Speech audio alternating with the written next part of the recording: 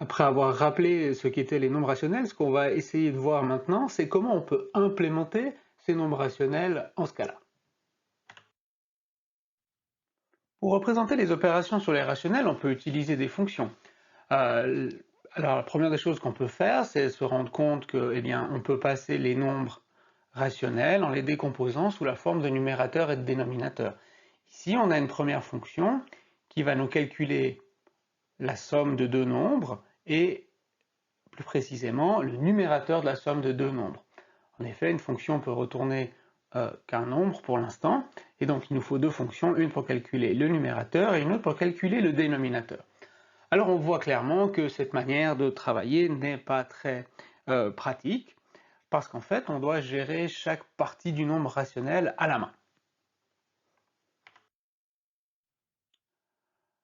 Alors ce qu'on peut faire, c'est créer une structure de données particulière pour pouvoir rassembler toutes les informations sur le nombre rationnel. Pour faire ça, on va définir une classe, la classe rational, qui ici va prendre en argument le numérateur et le dénominateur, et définir deux attributs, num et denom, qui vont être simplement la reprise des éléments passés ici à la classe.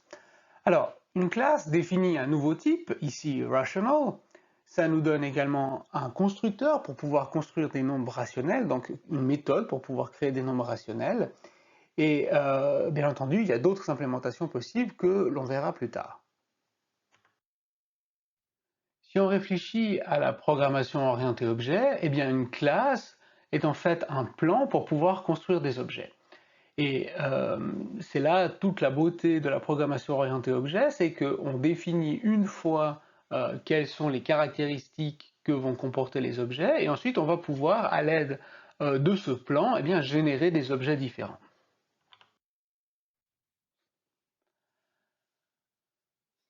L'idée également, c'est que les objets vont pouvoir stocker les données relatives à une abstraction dans un seul objet.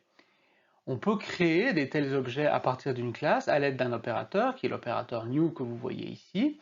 Et cet opérateur est utilisé comme suite. Nous avons ici new suivi du nom de la classe, rational, des paramètres du constructeur, 2 et 3, ici pour le numérateur et le dénominateur.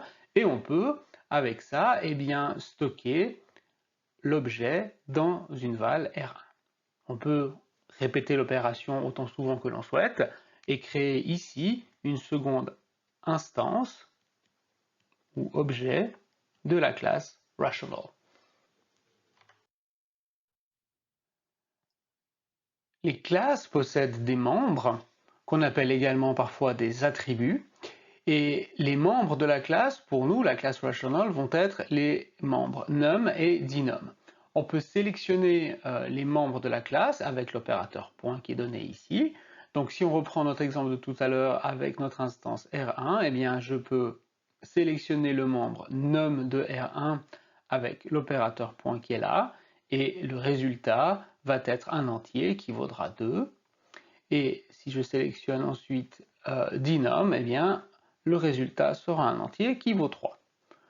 On peut répéter bien entendu l'opération autant souvent que l'on souhaite, comme il est montré ci-dessous. Regardons maintenant comment on peut implémenter une première version de l'arithmétique des nombres rationnels à l'aide de ce qu'on a vu.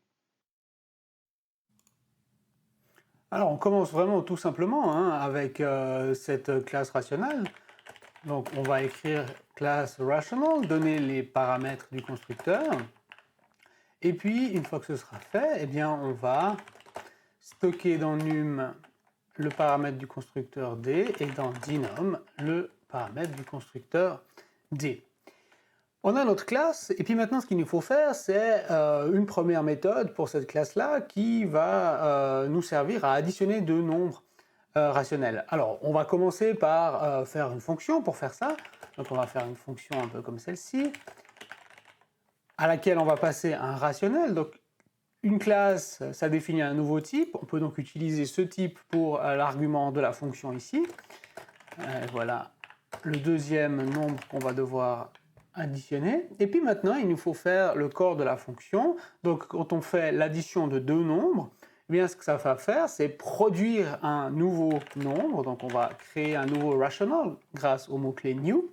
Et puis, on va faire maintenant le calcul.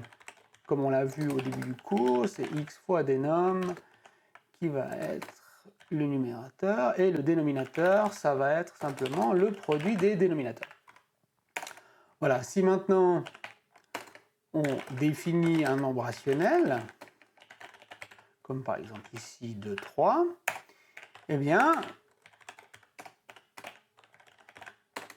lorsque je vais évaluer ce code-là, on va voir ici que mon dénominateur vaut 3 et mon numérateur vaut 2, comme on avait prévu.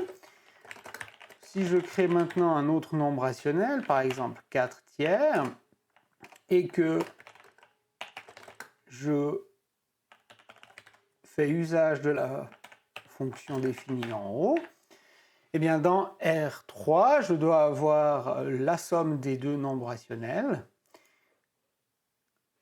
et j'ai pour l'instant ce résultat qui est affiché. Alors pourquoi j'ai ce résultat affiché? Parce que la worksheet, quand elle va essayer de donner une représentation textuelle du code, eh bien, elle ne sait pas comment le faire, on n'a pas expliqué, on n'a pas décrit dans notre code comment faire une représentation textuelle d'un rationnel.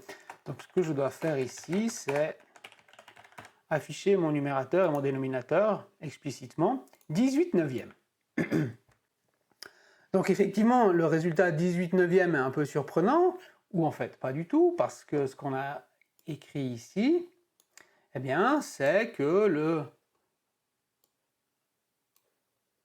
résultat de l'opération add, eh bien, c'est cette opération pour le numérateur et cette opération pour le dénominateur. C'est bien ce qui a été effectué, hein, on arrive bien à 18 pour le numérateur et 9 pour le dénominateur. Alors, vous voyez que ici, c'est pas très pratique de faire explicitement appel aux membres pour pouvoir les afficher. Donc je propose juste, temporairement, de créer une nouvelle fonction qui va prendre un rationnel et qui va me retourner quelque chose comme x.num plus peut-être, décidément, quelque chose comme ça. Voilà. Et grâce à ça, je peux maintenant avoir une représentation textuelle un peu plus simplement qu'avant, comme ceci. Donc ça, c'est juste une fonction qui va convertir mon rationnel en un string. Et vous voyez ici que voilà, ça simplifie un petit peu les choses. Donc ça, c'est une première étape pour l'implémentation des nombres rationnels, qui n'est pas encore totalement satisfaisante, mais qui constitue un premier pas vers une solution. Voici donc pour référence le code qu'on a écrit avec les différentes fonctions qu'on a faites, la fonction add, la fonction string version et leur application ici dessous. Dans l'exemple précédent, ce qu'on a fait, c'est écrire des fonctions à l'extérieur de la classe. Ce qu'on peut également faire, c'est stocker les fonctions à l'intérieur des classes. C'est l'un des principes de la programmation orientée objet, où l'on stocke les fonctions relatives à une classe à l'intérieur de celle-ci. Dans ce cas-là, on va appeler les fonctions des méthodes. C'est juste une terminologie un tout petit peu différente dans la programmation orientée objet.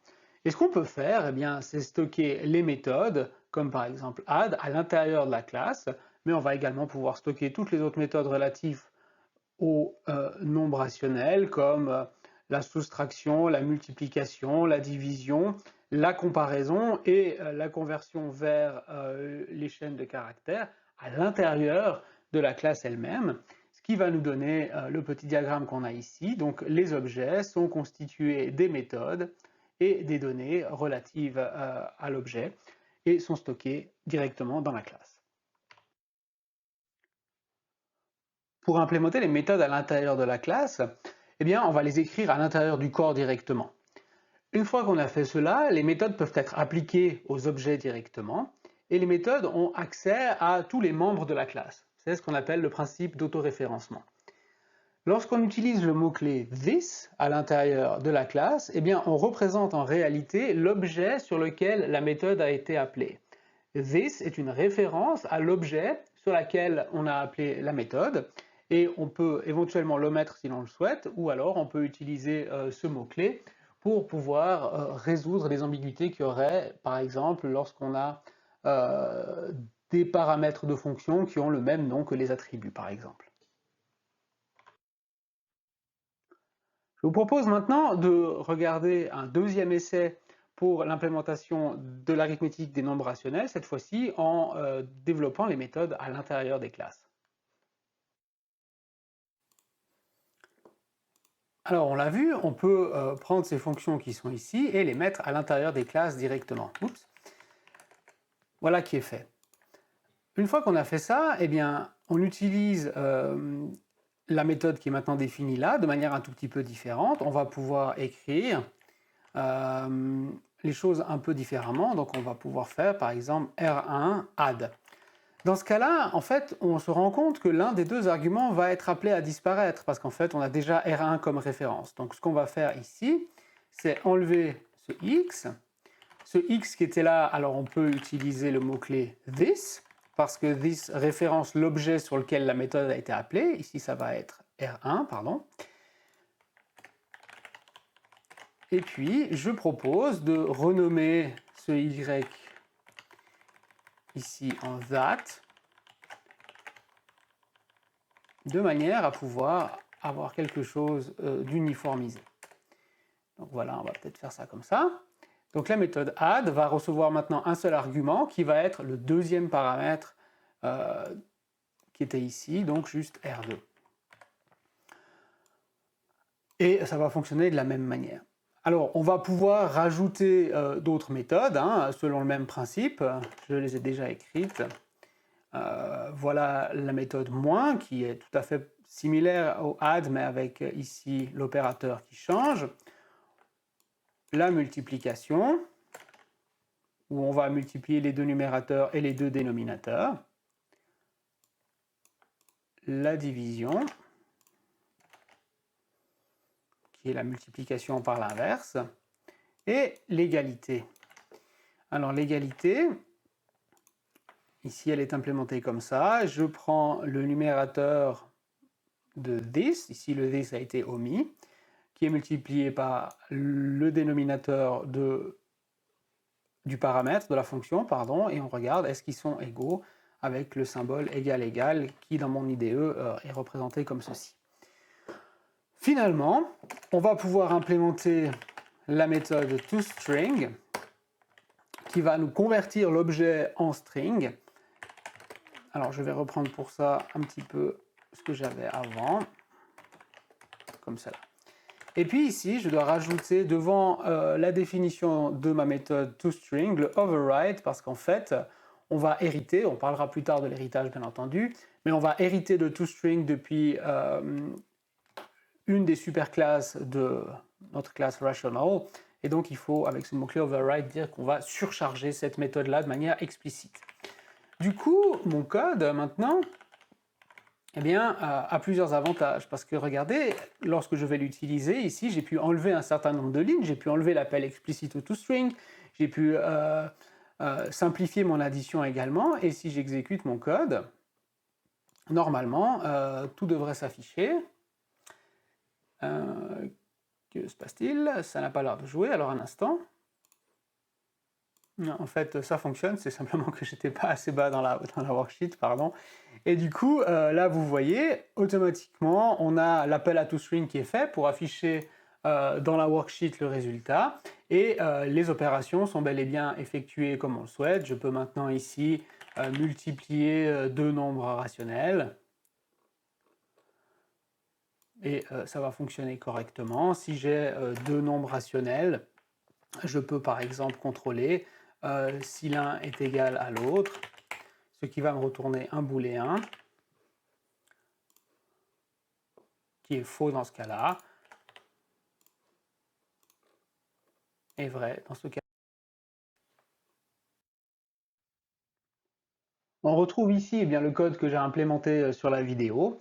avec quelques rappels. Donc le override ici, qui est utilisé pour la méthode toString, signifie qu'on redéfinit une méthode qui existe déjà. Ça a un avantage de le faire explicitement parce que du coup, le compilateur va pouvoir contrôler si le prototype de la méthode est bel et bien en train de redéfinir quelque chose qui existe déjà et nous indiquer si ce n'est pas le cas.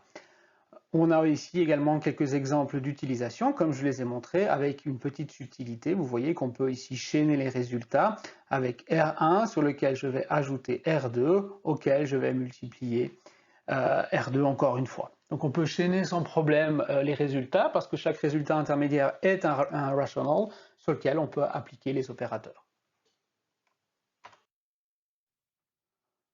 En guise d'exercice, ce que je vous propose maintenant, c'est d'implémenter trois méthodes.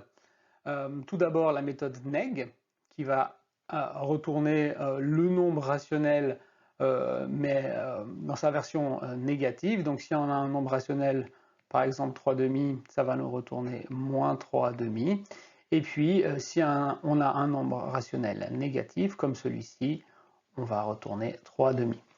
On part du principe que on simplement ici change le numérateur. Implémenter dans un deuxième temps la méthode less qui va nous retourner un booléen. Ce sera donc une méthode de prédicat qui va nous dire si un nombre rationnel est plus petit qu'un autre nombre rationnel. Et finalement, implémenter la méthode max qui va nous retourner le plus grand des deux nombres rationnels en utilisant la méthode less qui a été définie au point 2.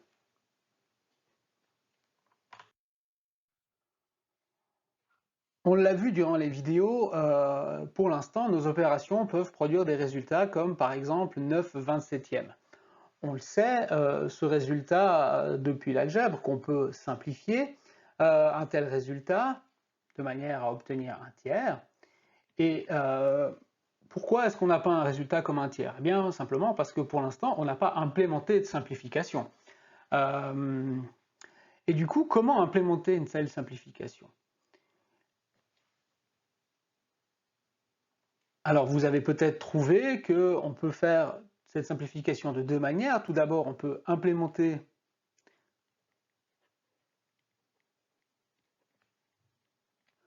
la simplification dans chaque opération.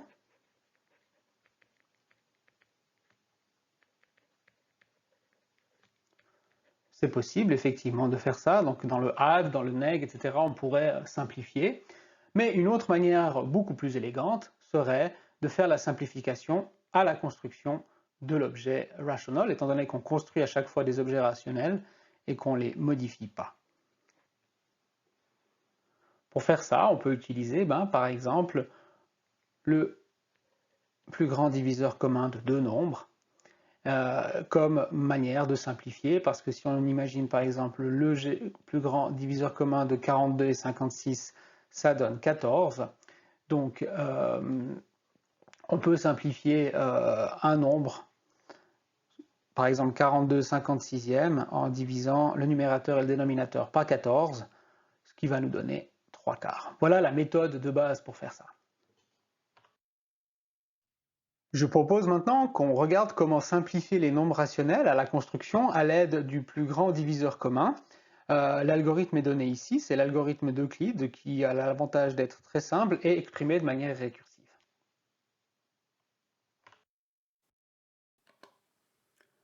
Nous revoilà avec le même code que tout à l'heure. On va maintenant implémenter la simplification. Donc cette simplification, elle va consister à diviser le numérateur et le dénominateur par le plus grand diviseur des deux. Alors, ce nombre G, eh bien, ça va être le résultat du calcul du plus grand diviseur commun de n et d. Alors, comment implémenter cette méthode GCD? Eh bien, cette méthode GCD va recevoir deux entiers, x et y, produire un entier. Et puis, on va implémenter l'algorithme d'Euclide qui dit la chose suivante. Si y est égal à 0, donc si le deuxième argument est égal à 0, alors le résultat de la division, le résultat du plus grand diviseur commun sera x, et autrement, eh bien, on va réappeler récursivement GCD en inversant les deux paramètres et en calculant le modulo de x et y. Donc ça, c'est l'algorithme d'Euclide qui vous est donné sur le slide. Et puis, bien cette méthode GCD, on peut la mettre en private, ce qui signifie qu'elle ne sera pas accessible à l'extérieur de la classe. On ne pourra pas appeler sur un nombre rationnel le GCD parce que ça ne fait pas forcément de sens.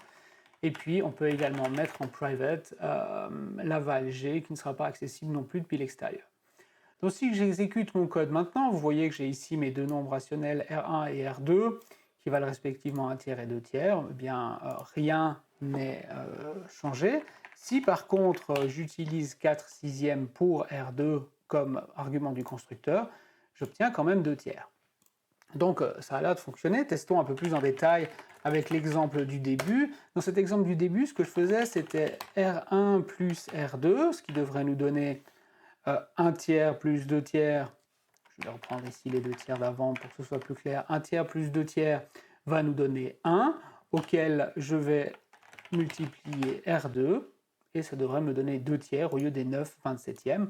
Et voilà, ça fonctionne correctement. On a donc réussi à implémenter une partie des simplifications qu'on peut faire sur les nombres rationnels.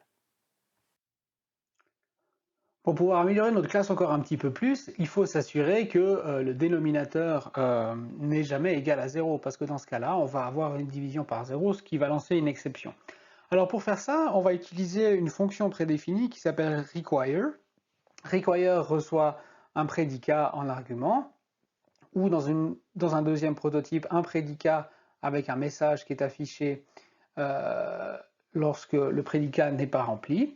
Et du coup, ce qu'on peut rajouter au début de notre classe rational, c'est un require avec des différentes zéros pour s'assurer qu'en cas d'appel d'un rationnel construit avec un dénominateur égal à 0, eh bien, une exception soit levée et qu'on puisse contrôler ce qui se passe dans ce cas-là. Alors, quelle est la différence entre require par rapport à assert? Eh bien, regardez ici une fonction toute simple, square. Et dans ce cas, lorsqu'on utilise assert, on va vérifier que quelque chose doit être vrai, faute de quoi une exception sera lancée. Ici, eh bien, on teste que notre fonction square2 est égale à 4. L'intention est différente entre les deux méthodes. En effet, require va être utilisé pour regarder les préconditions sur la plan.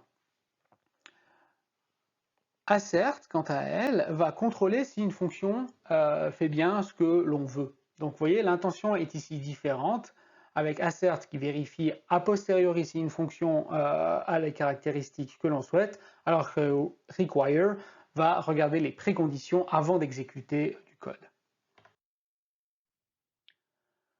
Dans notre exemple de construction de nombres rationnels, on a défini une manière de créer des nombres rationnels à l'aide de deux paramètres, le numérateur et le dénominateur. Imaginons maintenant qu'on souhaite rajouter un nouveau constructeur pour créer un nombre rationnel avec un seul argument. Dans ce cas-là, eh bien, imaginons qu'on souhaite créer un rationnel comme suite. 5, eh bien ça correspondrait au nombre 5 sur 1 rationnel. Pour faire ça, eh bien, on peut utiliser ce qu'on appelle un constructeur auxiliaire. Et ce constructeur auxiliaire eh bien, est défini avec une méthode particulière qui doit s'appeler this, qui ici eh bien, reçoit l'argument que l'on souhaite. Et cet appel à this, eh bien, ici, va appeler un autre constructeur qui est défini par ce this qui est là, avec deux arguments qui correspondent au constructeur principal.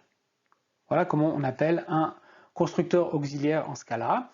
Et avec une telle manière de faire, eh bien, on peut créer un nombre rationnel ou avec un argument ou avec deux arguments, et ce sera les deux des nombres rationnels tout à fait valables. Alors, quelques remarques sur l'utilisation du constructeur auxiliaire. Alors, les constructeurs auxiliaires servent à définir plus précisément des options de construction pour un objet. Mais la première action que doivent faire les constructeurs auxiliaires, eh bien, c'est d'appeler le constructeur primaire. Et ça, c'est le cas dans la plupart des langages de programmation.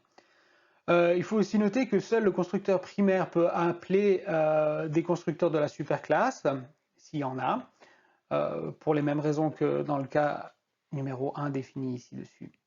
Et finalement, troisième remarque, tout le code qui est défini dans le corps d'une classe qui n'est pas des définitions est exécuté lors de la construction